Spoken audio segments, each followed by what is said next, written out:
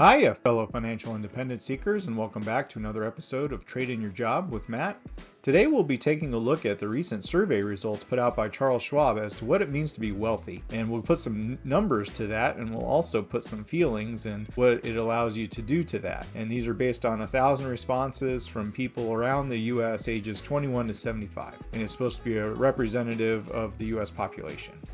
As far as the methodology, it was 1,000 adults, ages 21 to 75, and then additional 200 Gen Z completed the study, and they gave the generational definitions down here. They also give a demographic snapshot, so slightly more women than men responded. Millennials were the largest respondents at 34%. For the household income, the mean, meaning the average, was $93,000, and the median was $68,000. Usually median is a better representation of the everyday person because the mean has a few people that are really high earners that really skew the average up. Same thing with investable assets. The mean investable assets $360,000, median $75,000. 53% working full-time, 12% working part-time, 18% retired, and 17% doing other. And I really wish that they had said what kind of other that would be, because if you're not working part-time, working full-time, or retired, that's a pretty big percentage. 170 people out of 1,000 that, what are they doing? And then we come to the wealth paradox. And when people are asked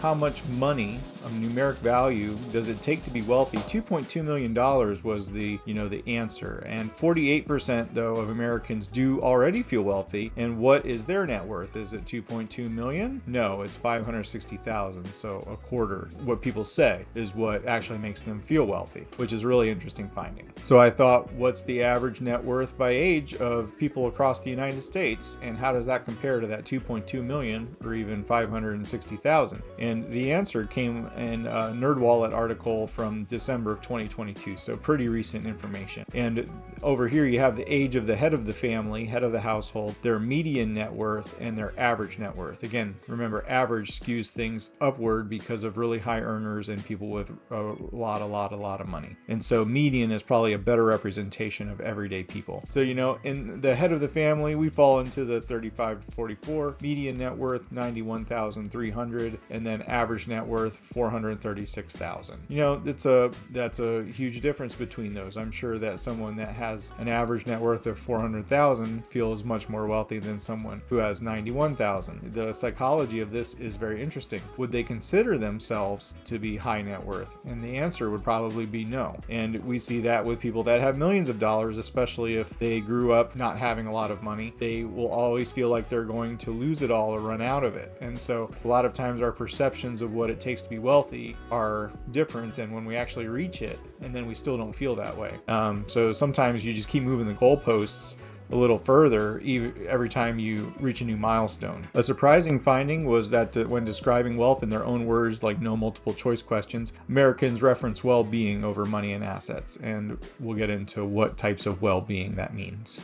So when asked to describe what describes wealth, Americans chose non-monetary, which I'm going to call more well-being, and then monetary is over here, and it's a much smaller proportion, at least for these 1,000 people that were representative sample. And so let's just look at the top three. Having a fulfilling personal life, that's definitely non-monetary, versus working on my career, and that was 72 to 28. Not having to stress over money, 70%. 30%, having more money than most people I know. And then third, enjoying experiences, 70%, owning many nice things, 30%. So I think that maybe this is a result of the pandemic and having been away from people and experiences for so long. I'm just making that finding up on my own. It seems like people are valuing time and experiences and freedom to do what they want more than things that have traditionally defined people, which are careers and having nice things to show off to your friends. And then now Americans feel that having time is more important than having money. And I think having time just lends itself to freedom to do what you want when you want, not necessarily having to go to work. Having money is important to have time, because if you don't have money, guess what you're doing with your time? You're working. As far as those who have a financial plan, they feel more in control of their finances than those that don't. And so most of the respondents did not have a formal financial plan. I've talked about the importance of that in other videos. Many people have thought about financial goals but still need to document them. And then 26% don't have a plan of any kind. And then of those with a plan, 92% feel confident that they'll reach their financial goals, which I think the takeaway is pretty clear here. If you can clearly define your goals and make a plan, then you're going to feel more confident about getting to where you want to go. And for the respondents who said they didn't have a plan, what was the primary reason is that they didn't think that they had enough money to need a plan. And so I think that, part of a plan is a budget. And if you don't think you have enough money to need a plan, you probably need to start with your budget. Just to demystify what a financial plan is, just looking at Investopedia, it's just a document that details your current financial situation, your short-term and long-term goals, and the strategies you're going to use to achieve those goals. And it can be something that you set up with the help of a professional, or it can be something you just do yourself. So even if you don't feel like you have the money to go pay somebody for a financial plan, you can set up this document yourself. You just take a look at how things are now and what things you need to do in the future to get where you want to go, and that is your financial plan. And if you write it down and put it somewhere visible, it's going to help you increase your chances of success. And as those other 92% of people felt, it'll probably make you feel a lot better as well. It's been said comparison is the thief of joy, and I think that this really highlights that. And then people want to be able to afford a similar lifestyle as friends and family, and that would make them feel wealthy. I know that we definitely get caught up in that. I understand this feeling completely. If you can work to improve your income or increase your income, if you're feeling this way, that is something that you can do to take some ownership or control of your situation.